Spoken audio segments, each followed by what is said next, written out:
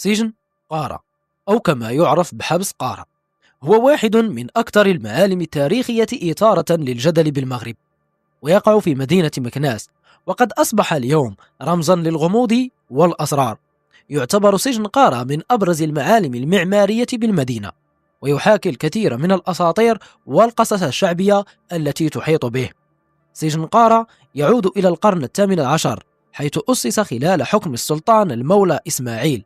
تحكي بعض الروايات أن السجن سمي باسم قارة نسبة إلى سجين برتغالي كان خبيرا في شؤون البناء، وعده السلطان المولى إسماعيل بالإفراج عنه إذا نجح في بناء سجن يتسع لأكثر من 40,000 سجين. في رواية أخرى فإن السجن أخذ اسمه من حبس القراع، حيث كان يتم وضع رجل أصلع على حراسته، مما جعل الأهالي يطلقون عليه هذا الاسم، قبل أن يتحول إلى حبس قارة بمرور الزمن. تم تصميم سجن قارة بشكل معقد وفريد، إذ يتكون من شبكة متشابكة من الأقبية والدهاليز تحت الأرض، مما يعطيه طابعا من المتاهة. هذا التصميم يعكس براعة المعمار الإسلامي في ذلك العصر، حيث تحتوي الجدران على دعامات ضخمة وأقواس معمارية تزيد من قوة البنية. يقال أن السجن يحتوي على 3 قاعات رئيسية، كل منها مدعومة بأقواس ضخمة يبلغ طول كل دعامة حوالي 3.46 مترا. خلال فترة حكم السلطان المولى إسماعيل استخدم سجن قارة في الاحتجاز، وكان مخصصا أساسا للسجناء الأوروبيين الذين تم أسرهم أثناء الحروب البحرية في البحر الأبيض المتوسط.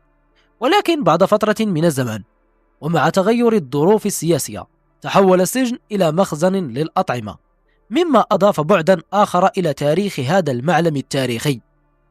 هذا السجن تحيط به العديد من الأساطير التي أضفت عليه هالة من الغموض. يعتقد أن السجن يضم متاهة من الممرات التي يصعب على أي شخص اكتشافها، ويقال إن السجناء كانوا يلقون فيه عبر فتحة في السقف، ولا يوجد به نوافذ أو أبواب. بعض الروايات تشير إلى أن السجن كان مكانا مسكونا بأرواح السجناء الذين قضوا نحبهم فيه، مما جعل الناس يعتقدون أنه مكان مليء باللعنات.